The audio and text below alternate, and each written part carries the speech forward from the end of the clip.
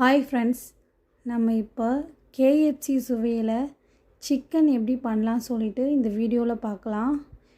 இது வந்து கேஎஃப்சியில் சாப்பிட்ற மாதிரியே அதே டேஸ்ட்டில் இருக்கும். நீங்களும் இது போல் செஞ்சு பாருங்கள். வாங்க எப்படி செய்யலாம்னு சொல்லிட்டு இந்த வீடியோக்குள்ளே போகலாம்.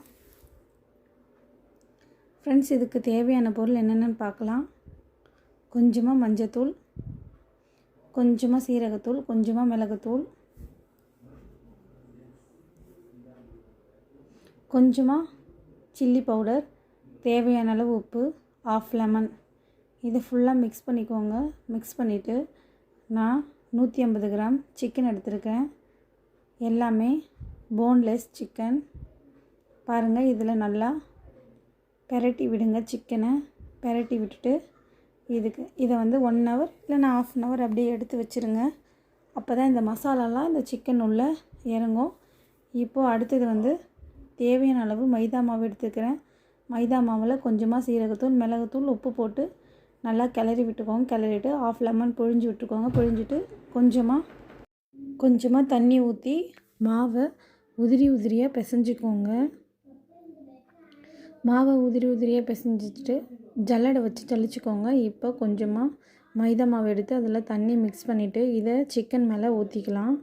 சிக்கன் மேலே ஊற்றிட்டு நீங்கள் சிக்கனில் டிப் பண்ணிக்கலாம், இல்லைனா இது மாதிரியும் செஞ்சுக்கலாம். நான் அது மாதிரி மேலேயே ஊற்றி மைதாவை டிப் பண்ணிக்கிறேன். இப்போது அந்த உதிரி மாவை இது மேலே சிக்கன் மேலே வச்சு எடுக்கிறேன்.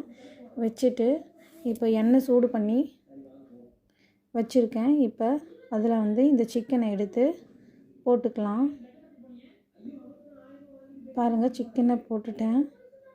சிக்கன் வந்து ஹை ஃப்ளேமில் வைக்காதீங்க, லோ ஃப்ளேமில் வச்சு பண்ணுங்கள். அப்போ தான் நல்லா கிறிஸ்பியாக வரும். சிக்கனு நல்லா டேஸ்ட்டாகவும் இருக்கும். பாருங்கள் எந்த அளவுக்கு ப்ரௌனாக வருதுன்னு. இந்த மாதிரி நல்லா திருப்பி விட்டுட்டே இருங்க சிக்கனை. மறுபடியும் ஒரு லேயர் எடுத்துட்டேன். மறுபடியும் எடுத்து அதே மாதிரி டீப் பண்ணி செகண்ட் லேயர் போட்டிருக்கேன். பாருங்கள் எந்த அளவுக்கு ஃப்ரை ஆகுதுன்னு. பாருங்கள் நல்லா ப்ரௌனாக இருக்குது. இதே மாதிரி நீங்களும் ட்ரை பண்ணுங்கள். இந்த சிக்கன் செம்ம டேஸ்ட்டாக இருக்கும். நல்லா மொறுமொறுன்னு இருக்கும். பாருங்கள் சிக்கன் வந்து எந்த அளவுக்கு கிறிஸ்பியாக இருக்குன்னு. பாருங்கள் சிக்கன் வந்து நல்லா சூப்பராக வெந்திருக்கு. நல்லா டேஸ்ட்டாகவும் இருந்தது. இதே போல் நீங்களும் உங்கள் வீட்டில் ட்ரை பண்ணி பாருங்கள். ட்ரை பண்ணி பார்த்துட்டு சொல்லுங்கள் எப்படி இருக்குன்னு.